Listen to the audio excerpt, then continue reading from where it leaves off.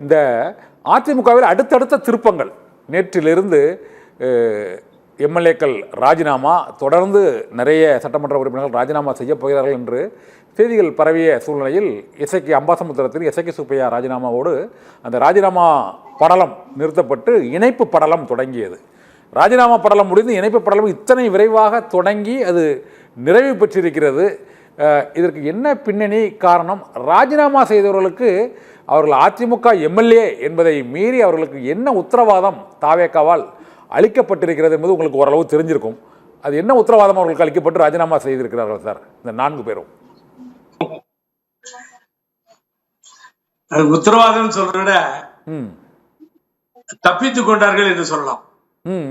ஏன்னு கேட்டா, ஒரு கட்சி 2ஆ உடையுது, ஒரே காமெடியா இருக்கு டெய்லி பாக்குறதுக்கு. எடப்பாடி கை உயர்ந்தது, ஓங்கியது, வேலுமணி கை கீழே விழுந்தது, சர்க்கிள் சிவி சண்முகத்திற்கு அப்படி இப்படின்னு சொல்லி ஒரு நியூஸ் வருதே தவிர, வேற கட்சியில இருந்து இங்க வராங்களா, இந்த கட்சியில இருந்து அங்க போறாங்களா, அதை நம்ம யோசனை பண்ணோம். நீங்க முதல்ல கண்ணன் தப்பித்தார்கள் சொன்னல, முதல்ல 3 பேர் தப்பித்தார்கள் ராஜினாமா பண்ணிட்டு. அப்புறம் அடுத்தது எனது அன்புக்குரிய அன்பு சகோதரர் இசைக்கே சுப்பையா அவர்கள் ராஜினாமாவை கொடுத்தார்கள், அவர்களும் தப்பித்தார்கள். ஏற்கனவே ஆர் காமராஜர் ஓட்டு போட்டார், இன்னொரு கூப்பிட்டாலும் அவர் ஓட்டு போடுவார், எஸ் காமராஜ், அதுல எந்த மாற்று கருத்தும் இல்லை.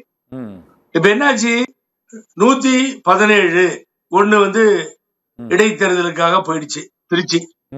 117 காங்கிரஸ், அதாவது இணைப்பை ஏற்படுத்தி விட்டது. வருங்காலத்திலே நாடாளுமன்ற தேர்தலில் கூட காங்கிரஸ் இணைப்பில இருக்கும்.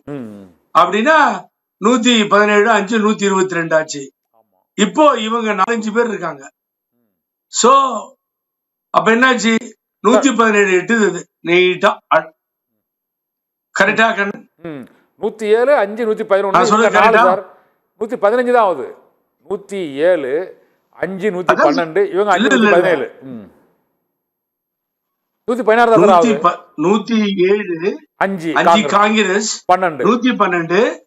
இப்ப ரிசைன் பண்ணவங்க 4 116. ஒரு எஸ் காமராஜ் ரெடியா இருக்கார் 117. அதனால இப்ப இவங்க தேவையில்லை, விசிகா ஐஎம் எல்லாம் தேவையில்லை இனிமேல்.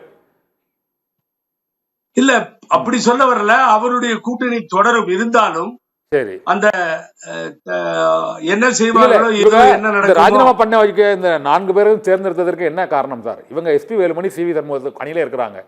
திடீர்னு இவங்க எல்லாம் திடீர்னு இல்ல இபிஎஸ் போய் இவங்க எல்லாம் சேர்ந்துட்டாங்க, அவங்க 4 பேரையும் மட்டும் கழட்டி விட்டாங்களா? என்ன சார் காரணம்? இன்னும் உள்குத்து இருக்கா அதுல?